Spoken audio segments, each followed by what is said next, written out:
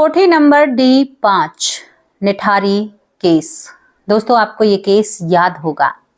इसमें निठारी कांड जो होता है, इसमें 19 बच्चों के शरीर के अंग एक कोठी के पीछे बहते हुए नाले में मिलते हैं। 19 मासूम बच्चे, और उन बच्चों के शरीर के अंग उनके शरीर से अलग मिलते हैं और बार बार ये चीजें मिलती रहे। लेकिन ये केस दम तोड़ देता है। दम तोड़ देती हैं उन बच्चों की आत्माएं जो 20 साल से अपने साथ इंसाफ होने की गुहार लगाते हैं। आपको निठारी कांड 2005 याद होगा, जिसमें 19 बच्चों के साथ क्या हुआ उन बड़ी बड़ी इमारत या बड़े बड़े सेठ लोगों की कोठियों के अंदर, जो आज तक भी हमारे और आपके सामने नहीं आया है। जो लोग समाज में कॉलर ऊंचा करके घूमते हैं, शायद हमें नहीं पता उस कॉलर के पीछे या उन वाइट कपड़ों के पीछे क्या छुपा है। नहीं पता हमें। आज ये घटना आपकी रूह कपा देगी, आपको सोचने पर मजबूर करेगी कि हम कानून के भरोसे बैठे या अपने बच्चों की जिम्मेदारी हम अपने कंधों पर उठाएं। पहली बात आपसे यही कहना चाहूंगी, किसी के भरोसे ना रहें। बच्चे पैदा किए हैं तो किसी और के लिए नहीं किए हैं। सावधान हो जाओ और बच्चों का ध्यान रखो, क्योंकि यहाँ पर निठारी कांड हमें साफ साफ सिखलाता है, हमारी जिम्मेदारी, हमारा काम। हम किसी पर भी भरोसा नहीं कर सकते। अब आप बहुत देर से संशय में पड़ रहे होंगे कि क्या है ये निठारी कांड। तो आपको पता होगा, नोएडा का सेक्टर 31, जहां बहुत बड़ी बड़ी कोठियां हैं, बड़े बड़े लोग हैं और बहुत इमारतें ऊंची ऊंची, जिनमें शायद वो लोग रहते हैं कि हम इंसानियत को सबसे बड़ी अहमियत देते हैं। उन्हीं लोगों के बीच का सच आप लोगों के सामने रखने वाली हूं, क्योंकि वो 19 बच्चे केवल सरकार से ही सवाल नहीं कर रहे, वो हमसे और आपसे भी कर रहे हैं। क्योंकि इस पूरी घटना के जो मुख्य आरोपी थे, जिनके ऊपर कानून को शक था या जिन्होंने कुछ अपने बयान भी दिए थे, वो यहाँ पर 2025 नवंबर को इस केस से बाहर हो गए हैं। और इस केस का कोई भी, कहते ना कि अंत हमारे सामने नहीं आया।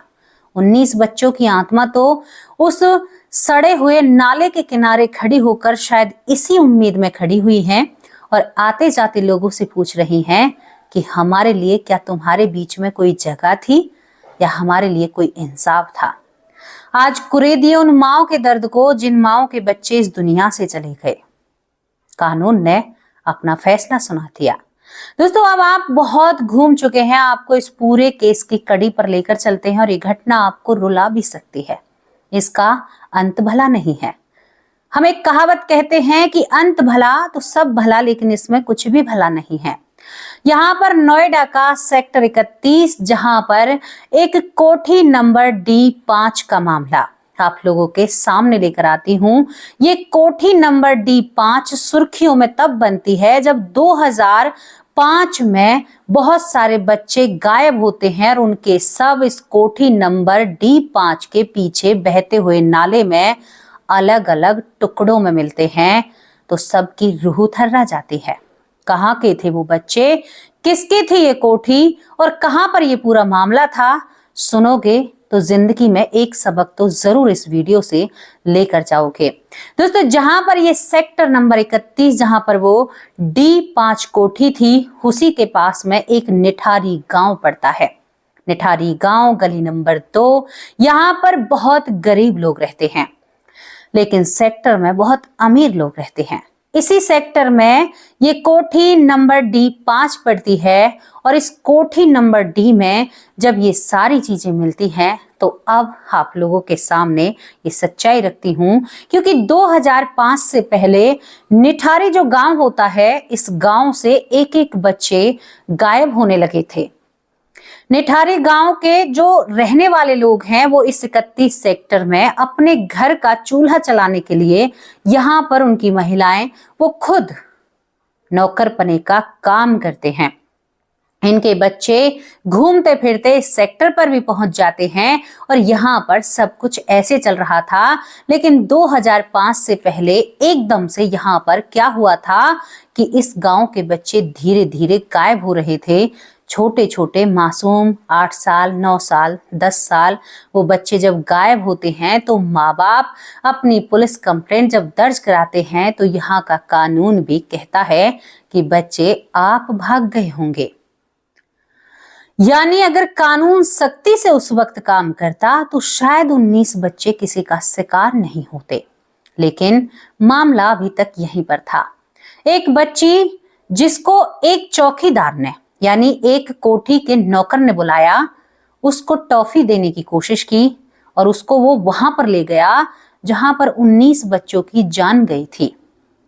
लेकिन वो लड़की वहां से भागने में कामयाब हो जाती है और जब उस लड़की के साथ उसके माँ बाप पुलिस स्टेशन जाते हैं और कहते हैं कि यहाँ पर ऐसा हुआ था, तो पुलिस वालों ने यकीन नहीं किया। निठारी कांड की हम आपको बातें बता रहे हैं। जब पुलिस ने यकीन नहीं किया तो माँ बाप अपनी बेटी को पाकर खुश होते हैं और सोचते हैं कि हमारी बेटी तो ठीक है। इसके बाद दोस्तों यहाँ पर 2005 में जब बच्चे गायब हो रहे थे तभी एक खबर सबके सामने आती है, जो यहाँ पर कोठी नंबर D5 के पीछे बहता गंदा नाला होता है, उसमें बच्चों के अंग मिलते हैं। बच्चों के अंगों को जब निकाला जाता है तो पूरा शक इस कोठी नंबर 5 पर जाता है और ये कोठी नंबर D5 दरअसल यहाँ पर मोनेंद्र की प्रॉपर्टी थी, यानी मनेंद्र की प्रॉपर्टी थी। और मनेंद्र सिंह का एक नौकर था जिसका नाम सुरेंद्र कोली नौकर होता है, जो नौकर बड़ा ही देखने में, उसकी फोटो साइड में है, बड़ा सीधा भोला और सादा लगता है। ये सब कुछ जब उन पर शक जाता है तो उनके ऊपर पुलिस कार्रवाई की जाती है। पुलिस कार्रवाई जब इसके ऊपर होती है तो यहाँ पर शुरुआती जांच में कुछ भी नजर नहीं आता, लेकिन सारे सब इन सबों को इकट्ठा किया जाता है, यानी सब नहीं थे, किसी का हाथ था, किसी का पैर था और सभी बच्चे थे। जब इकट्ठा किया जाता है तो उनका डीएनए टेस्ट में भी भारी समय हमारा कानून लगाता है।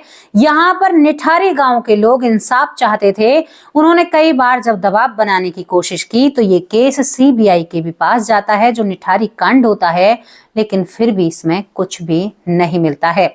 2005 से धीरे धीरे बात आगे फैलती है। अब एक बात जो हैरान करने वाली थी, क्योंकि इस केस को लड़ने वाले सरकारी वकील थे।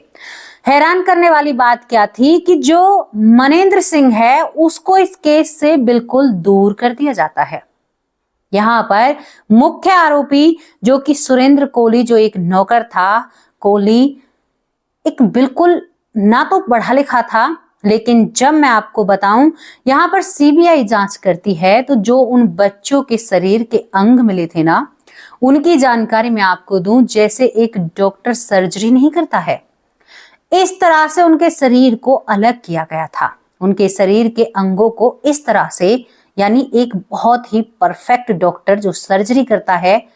क्या सच में ही सुरेंद्र कोली जो नौकर है वो सच में ही इतना परफेक्ट था? मेडिकल लाइन से था, जबकि वो पढ़ा नहीं था।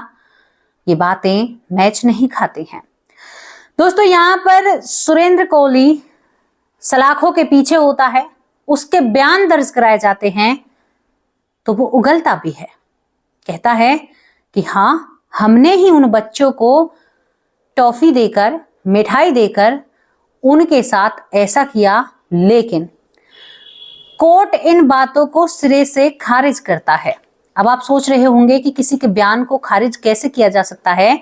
दरअसल जब आप पुलिस के पास हो या किसी हिरासत में हो, उस वक्त अगर आप कोई भी बयान देते हैं, अगर उस बयान के प्रति आपको कोई सबूत नहीं मिला तो वो आपके बयान झूठे माने जाएंगे। यानी यहाँ पर सुरेंद्र कोली को भी यहाँ पर ग्रीन चिट मिल चुकी थी। आप सोच कर देखिए कि ये स्कैम क्या है, क्या नहीं है। और दूसरी बात, जो मनेंद्र सिंह होता है, मनेंद्र सिंह, उसका क्या? उसका इन चीजों से कुछ लेना देना ही नहीं है। अब घर तो उसी का था, ये कोठी तो उसी की थी।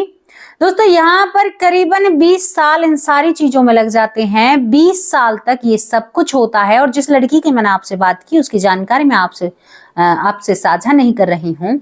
उस लड़की के बयान पर भी पुलिस काम नहीं करती है।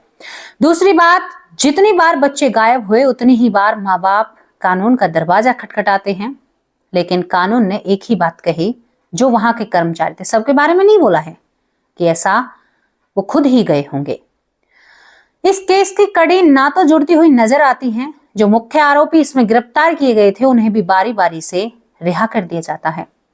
पहले उस कोठी के मालिक को। अब एक आप बात बताइए, आप 19 बच्चों के सब अगर ऐसे निकलेंगे तो क्या ये बात शक के दायरे में नहीं आती है?